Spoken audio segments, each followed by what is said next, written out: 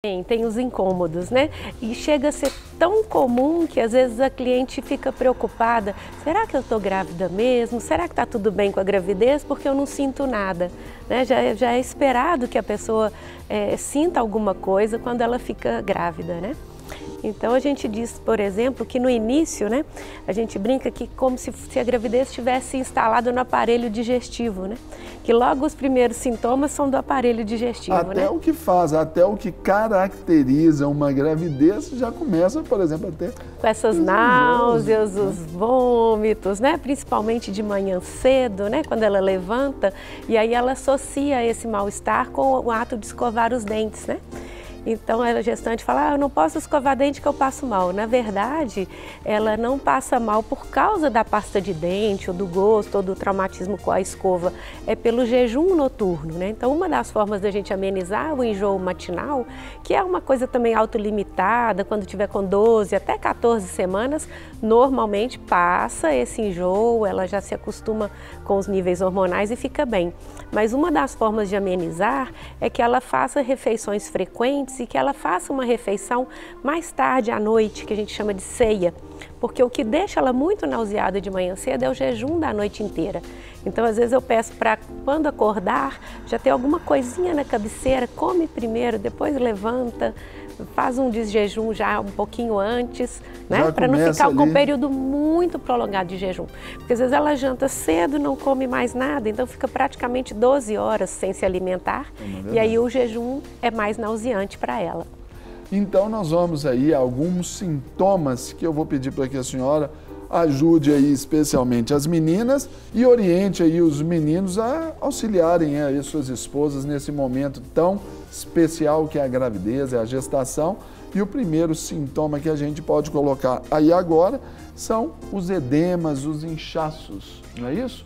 Isso, é muito comum que a gestante se queixe, né, de inchaços, as pernas pesadas, varizes, a circulação prejudicada, né?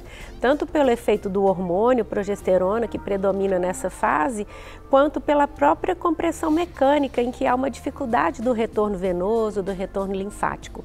Então, uma das primeiras coisas seria não engordar demais, porque quando a pessoa engorda muito, a circulação já fica prejudicada, o obeso já tem um certo edema maior do que quem está mais magrinho, né? E esse edema, normalmente, além dessa questão da circulação, também tem a questão de uma até provável ou propensa retenção de líquido? Isso. Porque mulher já tem essa retenção de líquido, né? Então, esse hormônio que faz mais essa retenção de líquido, que é a progesterona, é o mesmo que a mulher tem na segunda fase do ciclo, naquela fase pré-menstrual, em que ela já se sente inchada.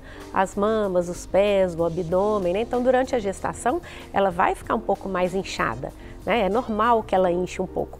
Então, o que seria indicado? Atividade física, né? Porque a gente fala que é como a panturrilha é como se fosse o coração de baixo, para bombear o sangue de volta, né? Não ficar em pé muito tempo, né? Muitas vezes por isso mesmo que a gestante não fica em pé no ônibus, na fila do banco, na fila do supermercado, porque ela tem essa dificuldade do retorno venoso, ela pode até se sentir mal, ter uma queda de pressão, uma vertigem, uma tonteira, né? Então, a gente precisa muito que a pessoa esteja bem condicionada, que faça atividades físicas e que use as meias elásticas, aquelas meias de compressão. Que já devem ser usadas a começar já nesse iniciozinho mesmo da gestação. Descobriu, já pode ajudar. Quanto antes a mulher se adaptar a calçar a meia, melhor. Começa que a meia é um pouquinho difícil de vestir, né? Então, ela tem que saber como que coloca. E com o crescimento ali da barriga ali, aí vai ficar mais difícil. E aí, no final, com o barrigão, ela não aprendeu a calçar, o pé já está inchado, a meia não vai entrar. Aí que entra o marido para ajudar, né? É nóis. Olha só, meus queridos amigos, companheiros de plantão aí, ó. Então é hora de ajudar a esposa, mas e incentivá-la, ajuda mais ainda se for lá desde o início. Porque as pessoas falam, a meia é feia, a meia esquenta, a meia coça, ela é difícil de calçar.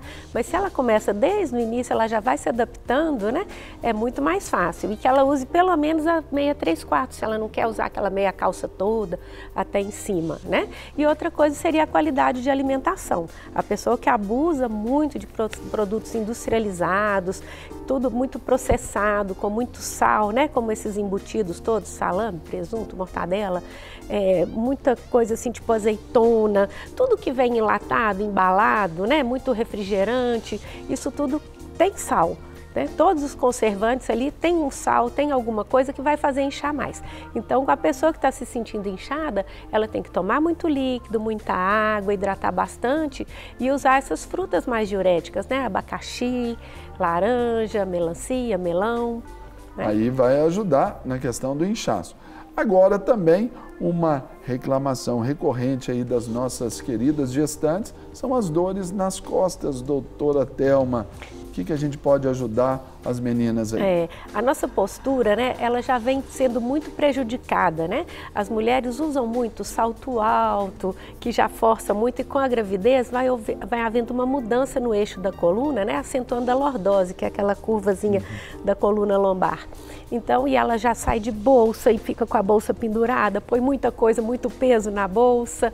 Então, a mulher tem que prestar muita atenção na posição que ela se assenta, né?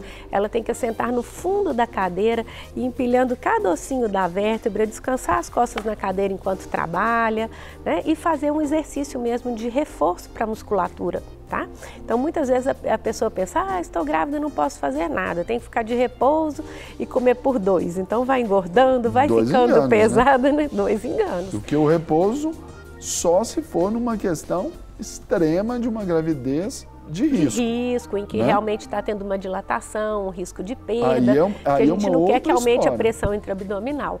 Em geral, a mulher pode e deve continuar com as suas atividades. Geralmente não precisa nem de parar com a profissão. Às vezes tem algumas coisas que a gente pede ali um desviozinho de função, para não carregar muito peso, não fazer um serviço muito pesado. A gente viu aí, a gente tem até exemplos de atletas, por exemplo, as meninas do voleibol, que às vezes vão até com 6 meses ali, talvez, jogando, treinando, rotina de treino, né? Pressão, e vão. Aí depois é porque fica incômodo por causa de uma queda. E por exemplo, o vôlei, né? Pode levar uma bolada na barriga, pode cair, né? Aquele mergulho de peixinho, né?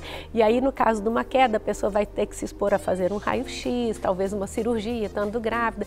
Então, tem algumas coisas que a gente realmente... Que ela parou de treinar. Não, ela continua com o treinamento. Claro que a gente está falando de uma atleta de alta performance, né? Mas aquela que já faz ali a sua caminhada, a sua academia, continua, salvo por uma prescrição muito restrita médica, né?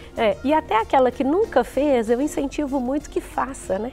A gravidez pode ser transformadora para a mulher, né? Em termos de criatividade, às vezes até realmente assim de arrumar uma outra profissão, já que aquela não está se adaptando à gravidez, né? E é uma época para ela cuidar dela mesma, né? Então até que ela pense, né? Sobre isso, eu até acrescento aqui o seguinte, a senhora me corrigir se eu estiver errado. Quando a senhora diz, a gravidez é uma época transformadora, quantas mulheres mudam hábitos, vamos dizer assim, importantíssimos nessa fase? Por exemplo, aquela que era fumante passa a não fumar mais, consegue, por causa da gravidez, essa motivação. Fazia a ingesta ali de álcool e tudo, depois não fazem mais. Tinha uma rotina descontrolada, passa a se controlar, até por causa dessa corrigir a alimentação, né? Retirar esses vícios e passar a ter uma vida saudável, atividade física, rotina de sono, né? De se cuidar, né? De passar os seus creminhos, fazer o exercício físico, fazer uma boa alimentação. Não quer ficar um segundo por fora da nossa programação? Agora você pode nos acompanhar através das plataformas digitais.